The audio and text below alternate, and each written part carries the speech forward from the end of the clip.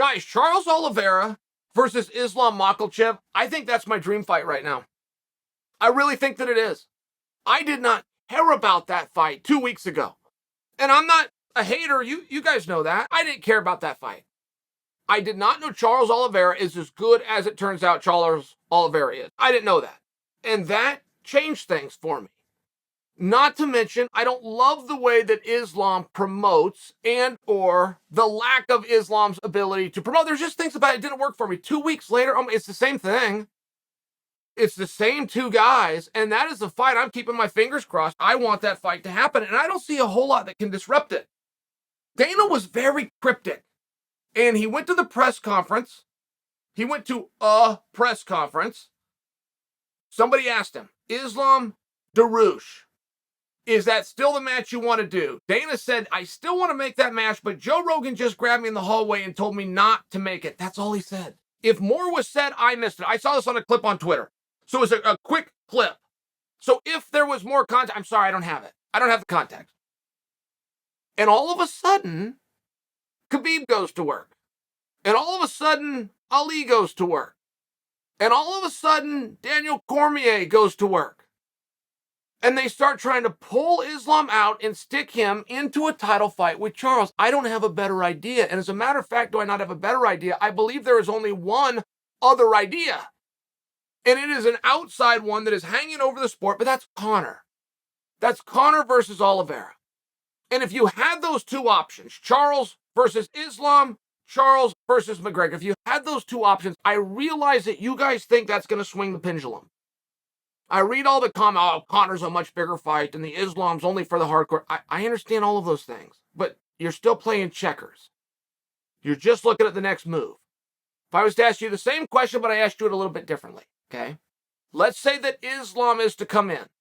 Let's say that Islam is to get the jump over Oliveira, which he is currently the favorite. I don't want to hear back and forth that isn't going to happen. Let's say. Which is a bigger fight in your opinion? Conor's only coming back once.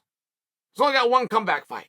So if his comeback fight's going to be for a world championship, do you believe that Conor versus Oliveira is a bigger fight? I mean, if that's what you're hanging your hat on. If you're hanging your hat on the idea that Islam is not going to go against Charles because Conor versus Charles is a bigger fight, I'm asking you a different question. What do you believe a bigger fight is?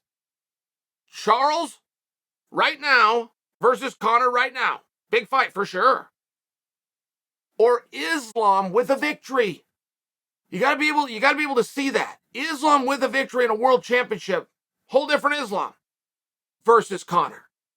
So now you've got the Islam, you've got the Dagestan, and you've got Khabib versus Conor.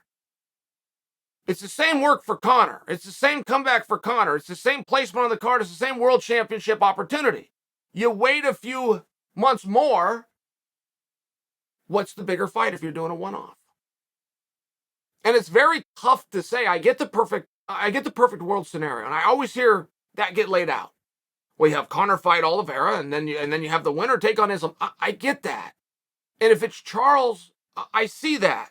But if you're going to put Charles against Islam anyway, why wouldn't it be? I mean, it's one of those things where you're going to lose me. Why wouldn't it be now? But moreover, it's a very tough risk to believe that McGregor would ever defend.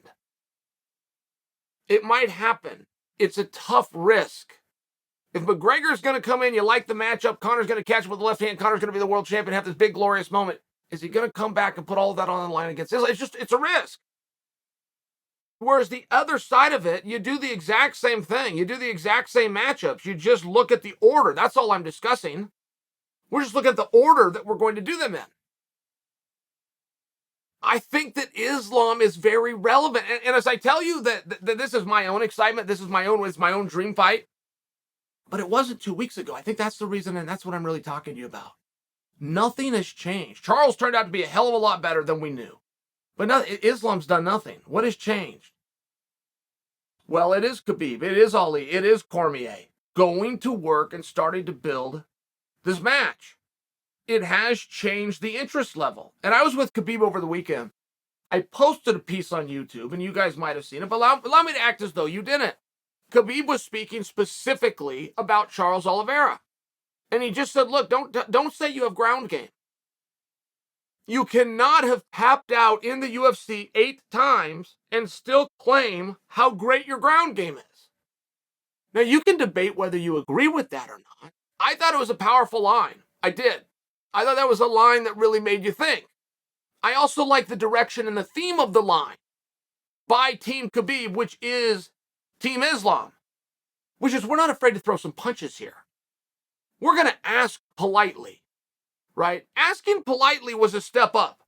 Islam is 7 in a row. If I'm wrong, it's 8, but over a meaningful period of time, he kept his mouth shut and just kept winning fights. One day, he finally changed and goes, okay, I can't just go out there and win fight. I now need to speak up in some fashion. So he asked very nicely, I'd like to fight for the title. Here's my argument. Here's my wins. Here's what I've done. He spoke nicely, but now Khabib is showing us through the comment that you cannot call yourself a ground fighter if you've tapped out 8, that they're not afraid to throw some punches as well.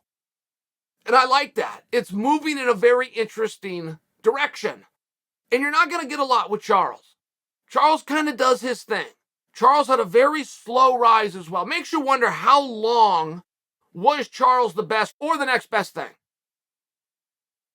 How long should have Charles at a minimum been fighting against Khabib? Fighting for a world championship? How long was he this good? He's a hell of a lot better than we knew that he was. And it appears that he's better than everybody else, which we also didn't know. So it's one of those questions. Like, as each day goes by, as each comment is made, I get more interested in that fight. And I'm more interested in the fight. That's the fight I want to see.